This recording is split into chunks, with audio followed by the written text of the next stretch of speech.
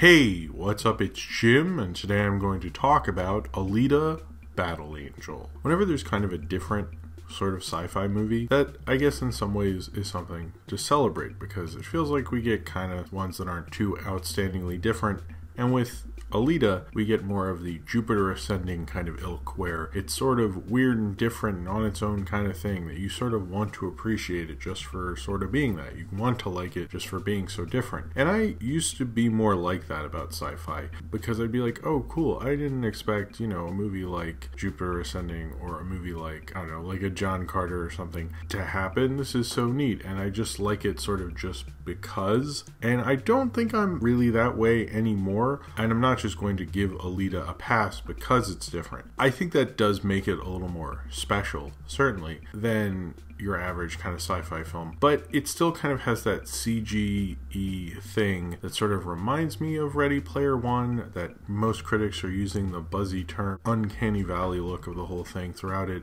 It's written by James Cameron. This was a film he was developing for a long time. They were even buying up domains for a Alita Battle Angel movie 20th Century Fox were in 2000. So this is something, and a script has been written for probably over 10 years. I think it was rewritten at some point, but it's been completed for a long time before it was given to Robert Rodriguez, who has virtually no auteur stamp on this film at all. This is a very weird part of Robert Rodriguez's career, because it used to be the guy, who made El Mariachi, who managed to make this film, who sold his body to science to make this film, who would make tons and tons of movies, who was a crazy, prolific, cheap kind of filmmaker. One that I kind of respected in terms financially, not all of his movies, and I loved the original Sin City and Desperado and From Dusk Till Dawn. And he can be a very good filmmaker some of the time. Aside from those ones I mentioned, most of them aren't really that great. Maybe the Spy Kids movies, but most of the other stuff no one's really talking about anymore, and for good reason. They're all pretty bad.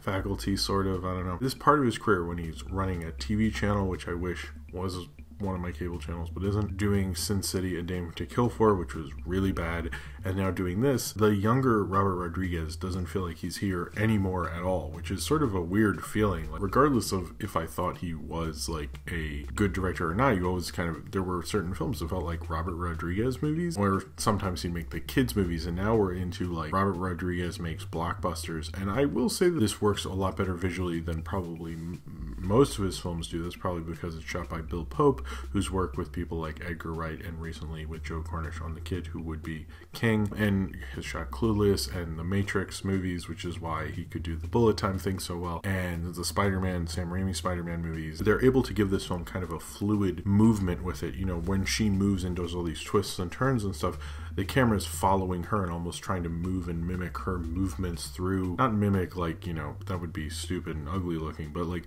mimic it in a way to properly show. Every fight scene in this is awesome and amazing, and probably the highlight of the whole film, and not just because I'm a stupid guy who likes action movies, but also because visually it just pops. The film totally comes alive. When she's fighting, when those chains are going all around and stuff, it really becomes exciting. The fight sequences make me sort of wish I saw it in 3D. Visually, I think that's like when this film really works. The rest of it doesn't really work as well. And I will say, I don't know this manga series. I know it was adapted into an anime, which apparently this film visually references, I guess. I don't know. I know it was a serialized manga, and you can tell that the way it's adapted, because the way it's adapted feels like a bunch of different issues. It feels very episodic, almost the way like a Superman the movie was, where they weren't sure how to adapt a comic book into a movie, make that full transition. This makes me sort of glad he didn't make a Spider-Man movie, James Cameron at least, because this just fully gets into the episodic nature of kind of manga or serialized comic books. And I don't really like it, because it just felt like this movie was sort of this endless string of adventures. Like I had just hit play all on a disc of TV episodes of Alita Battle Angel. James Cameron, who wrote and produced this, he wrote it with Alicia Caladoras. This plays like a James Cameron script, and James Cameron scripts, which, from Terminator and Aliens and in the 80s and 90s, were quite good actually, but lately they haven't, with Avatar and so forth, haven't been the greatest, and he has written for other people. Strange Days was a good example, but it almost feels like even with Strange Days you're getting the kind of B material, you're not getting the A material that he's directing. But I also think it's because he wasn't in the editing room, I think, exclusively with this. He's clearly working on some Avatar movies and stuff, and he wasn't directing it. And I think when you have James Cameron as a director and James Cameron in the editing room and overseeing it, you get a different feel, and he is able to work with that script. Robert Rodriguez, it just doesn't feel like he is able to work a James Cameron script as well. It doesn't feel like a marriage of their two styles. There don't seem like two styles that would work well together anyway. It's interesting, Cameron doesn't feel like someone like him and Catherine Bigelow, when they did Strange Days, it felt like their styles kind of worked together. And in this, it's like, I don't really think like a director for hire. I mean, this works better than, what was it, Sanctum or whatever in 2010, and it works better than other things that he's produced, but I don't necessarily think it works really that well. I think it's pretty forgettable and doesn't make for a cohesive narrative. Rodriguez feels like he's just directing what he's supposed to direct. He feels like a director for hire, which feels really, really boring, especially for a director who used to have personality to him. And I think like if you look at something like The Faculty, you could never really tell that it's a Robert Rodriguez movie for the most part. So I think this is kind of going back to that, like his director for hire stuff. This is probably one of his more interesting director for hire stuff. But at the same time, like, I don't get when you have these live action adaptations of anime or manga done through Hollywood, other than Edge of Tomorrow. There's probably another example, but Edge of Tomorrow I think worked because it was trying to be a whole movie and it wasn't really selling itself off of being adapted by a manga. When you look at things like Ghost in the Shell and this, and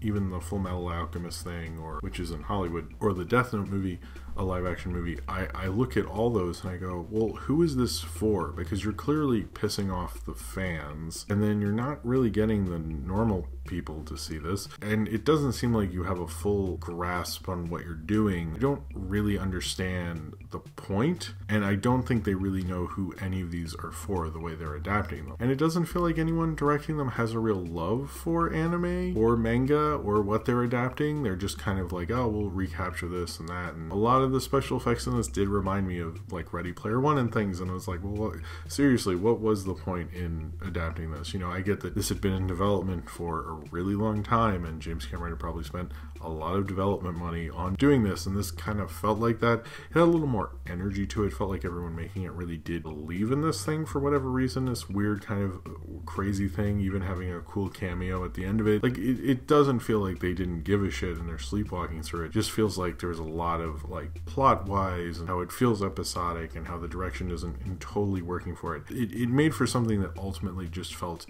different and weirder, but didn't feel all that more memorable. I think the thing about like Jupiter Ascending, or even like a weirder thing like Chappie, is it makes you want to sort of talk about it more.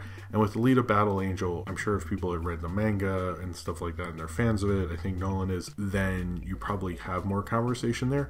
But I'm coming into this cold, and I'm kind of like watching it going like, yeah, the special effects, what they do to her eyes, the actress Rosa Salazar, I think is very good, like using Mahershala Ali perfectly as a villain. Why Jennifer Connelly is in this, I don't really understand. Seems like overcasting. Christoph Waltz actually being sort of good, but at the same time he has this crazy anime hammer which never really looks natural. Like, things like they kind of like just tried to adapt it, but they didn't think what would necessarily work, and there too many things while I was watching. I was like, is this real? And I kind of like, I'm a huge fan of like something like Speed Racer by the Wachowskis, and I love how stylized and crazy that is, but I don't think this is stylized and crazy enough for me. I mean, with the Wachowskis, they give you enough visual feast that you want to just like bite in and have a complete love affair with it. And with Alita, it was like I had a good enough time. It was certainly different, but it's just like visually, like it's just those fight sequences. If someone cut together them all on YouTube, that's pretty much all I really took away from this, and I think it's because that's what everyone who worked on it seemed to have the most fervor and kind of fun with. Everything else in terms of character and stuff, like Alita's too wide-eyed for most of it. It takes her a while to become like this kind of harder edge thing, which was like an arc that we all saw coming, but we had to like wait around for all this episodic stuff. Some movies work with episodic kind of structure. This really didn't. With episodic structure, you have to feel like you have some sort of an arc that's building throughout it, and it felt like sometimes like things would pop up and all these things, and it really did feel like you're combining a ton of issues into one thing, which felt like the old way we used to adapt comic books into movie scripts, and then somebody went, oh, don't actually do that because that would totally suck. And this feels like a script adaptation of a comic book from the early 2000s, like what people thought that would work, and Cameron, to his credit, that isn't like a foolish idea. I sort of understand what they're doing, and it is similar to how, by the way, the Wachowski Speed Racer did do that because they did combine tons and tons of episodes into one movie, but they sort of had a perspective on it, and the stylization was interesting enough that I wanted to go through the whole thing. And I think Alita Battle Angel, there just isn't enough of that, frankly. It was fine or whatever, but after I left it, I go, I probably won't think about this much past this weekend, and I bet very few people would. But it's like, it's much better than Ghost in the Shell or Death Note. I would say it's topper tier in live action anime, because it felt like they sort of gave a shit.